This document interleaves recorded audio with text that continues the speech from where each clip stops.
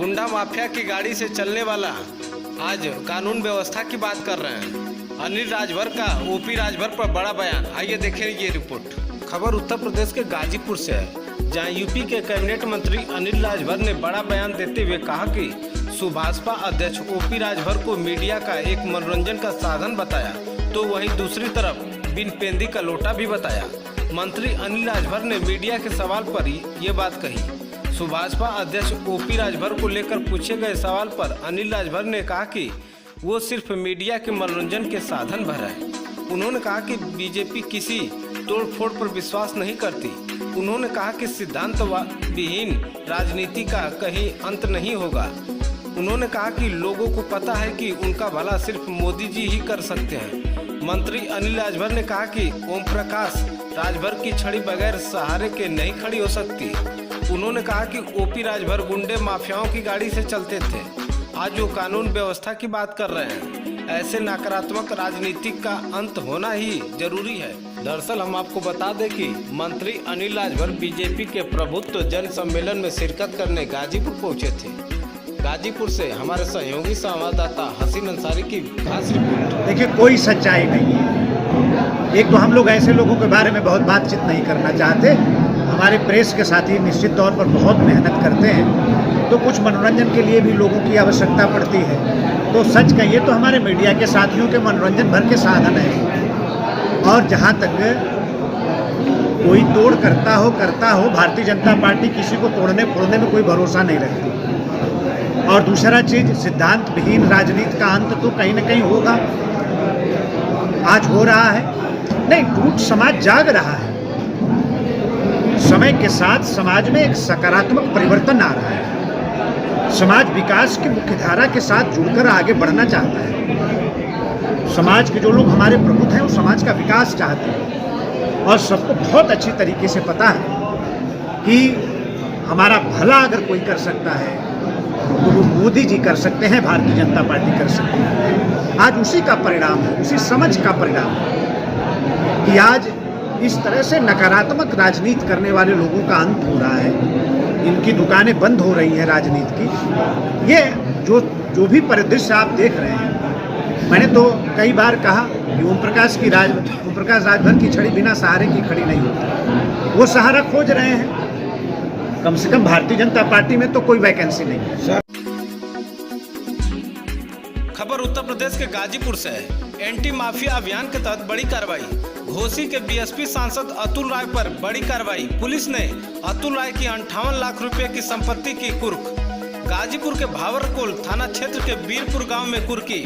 अतुल राय के पैतृक गांव गाजीपुर के बीरपुर में हुई कुर्की।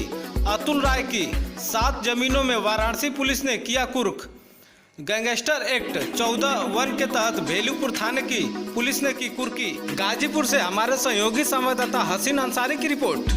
उत्तर प्रदेश सरकार द्वारा अपराध और अपराधियों के विरुद्ध और बेनामी संपत्ति जो उन्होंने अर्जित की है उसको कुर्क करने के तहत जो लंबे समय से अभियान चल रहा है, उसी के क्रम में आज अतुल सिंह उर्फ अतुल राय की जो बेनामी संपत्ति अर्जित की गई है उसके खिलाफ कार्रवाई चल रही है, जिसमें 7 गाँवों से टोटल रकबा 7 मौजे हैं। 1.418 हेक्टेयर रकबा है और उसकी मूल्य जो है कीमत जो है 58,13,800। धारा 14(1) के तहत पुलिस कमिश्नर के न्यायालय से आदेश जारी हुआ। उसी क्रम में आज पुलिस और राजस्व विभाग की संयुक्त टीम द्वारा कार्रवाई की जा रही है। सर, ये कार्रवाई मतलब गाजीपुर पुलिस के द्वारा है या वाराणसी पुलिस के द्वारा? संयुक्त टीम द्वारा की जा रही है। लीडिंग तो वहाँ के इंस्पेक्टर साहब भेलू वो हैं और यहाँ से सीओ सिटी साहब हैं और तहसीलदार मोहम्मदाबाद में स्वयं हूँ। यूपी में देर रात किशोरी को गन्ने के खेत में खींचकर 4 लोगों ने किया गैंगरेप। खबर उत्तर प्रदेश के लखीमपुर खीरी से है। मोहम्मदी थाना क्षेत्र के ग्राम गोपन पिपरी में बीती रात किशोरी को गन्ने के खेत में खींचकर 4 लोगों द्वारा किया गया गैंगरेप। भाई की तहरीर पर पुलिस ने मुकदमा दर्ज कर लिया है। उधर अपर पुलिस अधीक्षक खीरी ने बताया कि किशोरी जिला अस्पताल में भर्ती है, उसकी स्थिति सामान्य है। एफआईआर में दोषी 5 लोगों के नाम से है। 5 आरोपियों को पुलिस ने गिरफ्तार कर लिया है। आइए देखें ये रिपोर्ट। थाना मोहम्मदी क्षेत्र अंतर्गत देर रात एक बालिका के साथ दुष्कर्म की सूचना प्राप्त हुई, इस सूचना पर तत्काल कार्रवाई करते हुए बालिका को चिकित्सीय परीक्षण के लिए चिकित्सालय भेजा गया, जहां पे चिकित्सीय परीक्षण के उपरांत बालिका की स्थिति बिल्कुल सामान्य है। तदुपरांत बालिका के मजिस्ट्रियल बयान कराए गए, जिसमें उस बालिका ने अपने ही गांव के 4 युवकों के नाम बताए जो बालिका से पूर्व में परिचित थे। बालिका के भाई ने जो थाने में तहरीर दी है उसमें 5 लोगों को नामजद किया गया है। 5 नामजद अभियुक्तों को हिरासत में लेकर उनसे पूछताछ की जा रही है। आगे की विधिक कार्रवाई की जाएगी। भदोही पुलिस ने मुठभेड़ में 2 इनामी बदमाशों को किया गिरफ्तार। दोनों बदमाशों के पैर में लगी गोली। खबर उत्तर प्रदेश के भदोही से है। कोतवाली क्षेत्र के मोरवा नदी पुल के पास शनिवार की रात पुलिस से हुई मुठभेड़ में घायल 2 इनामी बदमाशों को गिरफ्तार कर लिया। दोनों के पैरों में गोली लगी हुई है। गिरफ्तार में एक बदमाश रमजान अली 50,000 तथा दूसरे बदमाश उजैफा पर 25,000 का इनाम घोषित है। बदमाशों के पास से 2 तमंचा और एक काले रंग की बाइक बरामद की गई। वहीं पुलिस के अनुसार आरोपी पर कई जनपदों में विभिन्न मामले के कई मुकदमे दर्ज हैं। जवाबी फायरिंग में पैर में गोली लगने से दोनों बदमाशों को अस्पताल में भर्ती कराया गया है। भदोही से जलील अहमद की खास रिपोर्ट। कंदिया फाटक पर चेकिंग करने के दौरान ही 2 मोटरसाइकिल सवार, एक काले रंग की मोटरसाइकिल पर संदिग्ध दिखाई दिए, जिनको रोकने का प्रयास किया गया। वहाँ से बच करके तुरंत ही भागे हैं और जिन्होंने पुलिस पर गोली चलाने का प्रयास किया, वहाँ पर संदिग्ध होने का शक होने पर उनका पीछा किया गया। पीछा करने पर इस तुरंत ही जनपद के अन्य थाने को कंट्रोल रूम के माध्यम से सूचना दी गई और जिससे कि इनकी घेराबंदी यहाँ पर थाना भदोही और चौरी और भदोही रोड पर, कौन सा पुल है ये,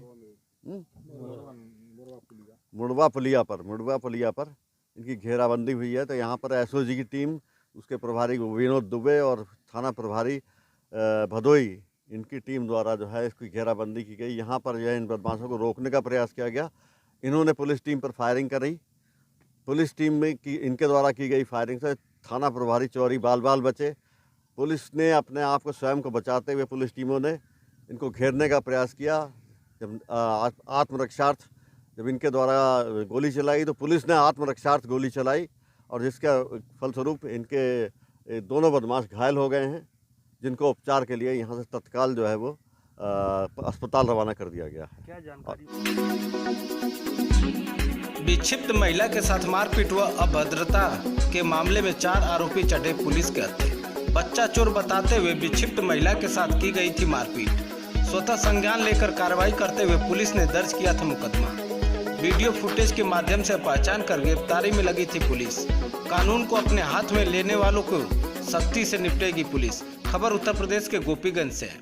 गोपीगंज थाना क्षेत्र के डोमनपुर में 6 सितंबर की रात ग्रामीणों द्वारा एक विक्षिप्त महिला को बच्चा चोर समझकर उसके साथ मारपीट की। वहीं मामले को गंभीरता से लेते हुए पुलिस ने मुकदमा दर्ज कर आरोपितों की गिरफ्तारी के लिए वीडियो फुटेज के माध्यम से आरोपितों को गिरफ्तारी शुरू कर दी। इस मामले में जांच कर रही पुलिस ने शनिवार को गोपपुर चौराहे से 4 लोगों को गिरफ्तार कर जेल भेज दिया। देखिए रिपोर्ट। गोपीगंज थाने के डोमनपुर गांव में 5 दिन पहले एक मानसिक रूप से विक्षिप्त महिला को कुछ लोगों ने बच्चा चोर समझकर उनके साथ अभद्रता और मारपीट की थी। तुरंत मामले का संज्ञान लेते हुए पुलिस ने संगीन धाराओं में इसमें अभियोग पंजीकृत किया और वीडियो के आधार पर 4 आरोपियों को पहचान करके गिरफ्तार करके जेल भेजा गया है। शेष आरोपियों की पहचान और गिरफ्तारी का प्रयास किया जा रहा है। इस संबंध में मैं भदोही जनपद वासियों से अपील करता हूं कि देश और प्रदेश के विभिन्न हिस्सों में जो मंतु और मानसिक रूप से विक्षिप्त जो व्यक्ति हैं, उनको अफवाहों में आकर बच्चा चोर समझकर उनके साथ अभद्रता और मारपीट की जा रही है, जो कि पूर्णतया अनुचित है। यदि इस तरह का कोई सूचना या इस तरह का कोई विचार किसी के मन में आता है तो उसे तुरंत 112 या थाने से लेके एसपी स्तर के अधिकारी जो हमारे फ़ोन नंबर उपलब्ध हैं उन पर सूचित करना चाहिए। कानून अपने हाथ में लेके इस तरह के लोग जिनको संरक्षण और सहयोग और सुरक्षा की आवश्यकता है, उनके साथ मारपीट और अभद्रता किसी भी दशा में कतई नहीं करनी चाहिए। यदि इस तरह की घटना को कोई अंजाम देगा तो उसके विरुद्ध सख्त कार्रवाई की जाएगी। हमलावरों ने पत्रकार के साथ की मारपीट। खबर उत्तर प्रदेश के वाराणसी से है। वाराणसी के सारनाथ स्थित होटल सिद्धार्थ में दर्जनों की संख्या में होटल में घुसकर तोड़फोड़ करने के साथ लूटपाट किया।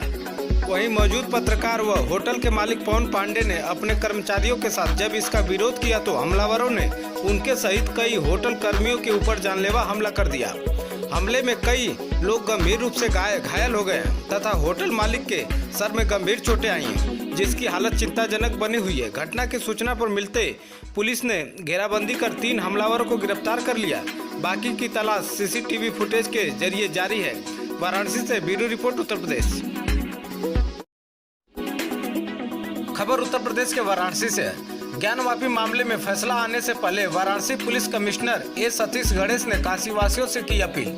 आइए देखिए ये रिपोर्ट। जाने की संभावना के दृष्टिगत आज सभी वरिष्ठ अधिकारियों के साथ, जिसमें एसएचओस, एसीपीस, एडिशनल डीसीपीस और डीसीपीस सारे अधिकारी प्रतिभाग किए थे, उन्हें संवेदित किया गया है। धारा 144 सीआरपीसी के आदेश निर्गत कर दिए गए हैं। जनपद में सेक्टर स्कीम लागू की जा रही है। प्रत्येक जगह पर खासतौर से मिक्स आबादी वाले इलाकों में पुलिस का पर्याप्त सुरक्षा प्रबंध किया जा रहा है। जो हमारे पेट्रोल की गाड़ियां हैं यानी कि पीआरवी व्हीकल्स हैं, उनको स्ट्रेटेजिक लोकेशंस पे स्टेशन किया जा रहा है। क्यूआरटीज की टीम गठित कर दी गई है। प्रत्येक क्यूआरटी के साथ में एक इंस्पेक्टर रैंक के अधिकारियों को लगाया गया है और हम लोगों का प्रयास है कि कानून व्यवस्था की स्थिति किसी भी दशा में आउट ऑफ कंट्रोल ना हो, अक्षुण्ण बनी रहे। इसके तहत हमने अपनी पूरी एक्सरसाइज और होमवर्क करा है, जिसके इम्प्लीमेंटेशन के लिए आज सीनियर ऑफिसर्स के साथ में विचार विमर्श हुआ है। उसी के क्रम में हम लोगों ने अपनी कार्रवाई को आगे बढ़ाया। ग्राम प्रधान व शिक्षा अधिकारियों की उदासीनता के चलते प्राथमिक स्कूल की स्थिति बदहाल। खबर उत्तर प्रदेश के चंदौली से। भारत स्वच्छता मिशन व शिक्षा पद्धति को योगी सरकार द्वारा विशेष महत्वता दी गई है। इन दोनों योजनाओं को ध्यान में रखते हुए शासन द्वारा अनेकों उपाय किए जा रहे हैं, लेकिन ग्राम प्रधान व शिक्षा विभाग के अधिकारियों की उदासीनता के चलते इन दोनों योजनाओं पर कालिक पोतने का काम किया जा रहा है। मामला चंदौली जिले के सदर विकासखंड के केशवपुर गांव का है। दरअसल हम आपको बता दें कि स्कूल के प्रांगण में जल जमाव होने के कारण छात्र बच्चों की शिक्षा बाधित हो रही है। प्रधानाध्यापक द्वारा शिक्षा अधिकारियों से लेकर प्रधान तक कई बार शिकायत करने पर भी स्थिति बदहाल बनी हुई है। पानी उसी तरह स्कूल प्रांगण में लगा हुआ है, जो बच्चों को अनेकों बीमारियां होने का खतरा बन सकता है। चंदौली से नासिर अली की रिपोर्ट। परमवीर विजेता वीर अब्दुल हमीद के 97वें शहादत दिवस पर दी गई गार्ड ऑफ ऑनर की सलामी। खबर उत्तर प्रदेश के गाजीपुर से। परमवीर चक्र विजेता शहीद वीर अब्दुल हमीद के 97वें शहादत दिवस उनके पैतृक आवास दामूपुर के शहीद पार्क में 10 बजे मनाया गया। वहीं एसडीएम आशुतोष श्रीवास्तव, सीओ रविंदर वर्मा, खंड विकास अधिकारी यशवंत कुमार, नायब तहसीलदार जयप्रकाश शहीद की प्रतिमा पर पुष्पांजलि अर्पित की। हम आपको बता दें कि पूरे दिन सभी पार्टियों के सदस्यों नेताओं का शहादत दिवस के अवसर पर तांता लगा रहा। दरअसल हम आपको बता दें कि वीर अब्दुल हमीद के शहादत दिवस पर कानपुर से पहुंचे कमांडर जयप्रकाश ने पहुंचकर पुष्प चक्र अर्पित किए। वहीं साथ ही मुख्य अतिथि सबेरिया एरिया के मेजर जनरल जय एस बैंसल, विधायक बेदीराम ने पहुंच और गोरखा राइफल्स ब्रांड बैंड और 39 जीटीसी के बैंड के सेना ने अपनी धुनों पर शहीद की प्रतिमा के समक्ष पुष्प चक्र अर्पित किए और गार्ड ऑफ ऑनर की सलामी दी। वहीं गाजीपुर सांसद अफजाल अंसारी ने अपने काफिले के साथ पहुंचकर पुष्पांजलि अर्पित की। गाजीपुर से हमारे सहयोगी संवाददाता अजीत यादव विक्रम की रिपोर्ट। शिवपुर बना चोरों का अड्डा, बंद मकान को चोरों ने बनाया निशाना। एमपी के वन विभाग अधिकारी के घर बंद मकान में चोरों ने बनाया निशाना। शिवपुर में जबरदस्त चोरों का आतंक, भवानीपुर पिसौर गांव का बना चोरों का सीक्रेट ठिकाना। खबर उत्तर प्रदेश के वाराणसी से है। शिवपुर थाना क्षेत्र के तरना बाजार स्थित जमुना नगर कॉलोनी निवासी केशव उपाध्याय के बंद मकान में चोरों ने अपना निशाना बनाते हुए मेन गेट का ताला तोड़ते हुए घर में घुसकर 3 कमरों का ताला चटका दिया और घर में रखी अलमारी के लॉक को तोड़कर उसमें रखा 1 लाख नगद एवं 3,30,000 रुपए के आभूषण समेत घर में रखे पीतल के कीमती बर्तन और महंगी साड़ियों को चुरा ले गए। वाराणसी से ब्यूरो रिपोर्ट उत्तर प्रदेश। खबर उत्तर प्रदेश के वाराणसी से। बाढ़ का पानी उतरने के बाद खेतों में दिख रहा है बर्बादी का मंजर। खेतों में कंकाल की तरह दिख रही मक्के की फसल, सब्जियों की खेत पर पड़े हैं वीरान। बाढ़ आपदा से ढाब क्षेत्र में करोड़ों का हुआ नुकसान। हर वर्ष बाढ़ आने से किसानों की टूट जाती है कमर। बैंक और साहूकारों के कर्ज से दबता जा रहा है किसान। खेती से परिवार चलाने वाले किसानों के सामने रोजी रोटी का संकट गहराया। खबर उत्तर प्रदेश के वाराणसी के चौबेपुर क्षेत्र के चिरई गांव से है। बाढ़ का पानी उतरने के बाद किसानों के खेतों में बर्बादी का मंजर दिखने लगा है। सब्जियां पूरी तरह नष्ट हो गई हैं। खेतों में उनके अवशेष भी नहीं बचे हैं। खेत वीरान पड़े हैं। ज्वार, बाजरा, मक्के की फसल का केवल कंकाल खेतों में दिखाई दे रहा है। जिन किसानों ने लागत लगाकर खेती की थी, अब वे बर्बादी का मंजर देखकर उनके आंखों में आंसू आ रहे हैं। ढाब क्षेत्र के गांव में करोड़ों रुपए की फसल बाढ़ आपदा में बर्बाद हुई। किसानों और मजदूरों के सामने रोजी रोटी का संकट गहरा गया है। पपीते की फसल पूरी तरह चौपट हो गई है। खेती पर निर्भर किसानों के सामने रोजी रोटी का संकट खड़ा हो गया है। लोगों को अब सरकार की तरफ से मुआवजा की आस है। अब देखना यह है कि प्राकृतिक आपदा से जूझ रहे किसानों को सरकार कितना राहत देती है। वाराणसी से ब्यूरो रिपोर्ट, उत्तर प्रदेश। से ही मक्के का खेती जो है तैयार होने को थी, तभी जो है बाढ़ के पानी ने इसको डुबो दिया था। और अब देखिए बाढ़ का पानी हटने के बाद जो है ये पूरा जो है मक्का, ये पूरा मक्का एकदम जो है डंठल की तरफ सूख कर जो लागत भी नहीं मिल पाता। अब देखना ये है कि सरकार के तरफ से क्या उन किसानों को भी, जो मजदूर टाइप के किसान हैं, दूसरे का खेत बटाई पर लेकर खेती करते हैं, उनको भी सरकार की तरफ से मुआवजा मिलता है या नहीं। Sunil Kumar Yadav, state media news, चिरई गाँव, वाराणसी।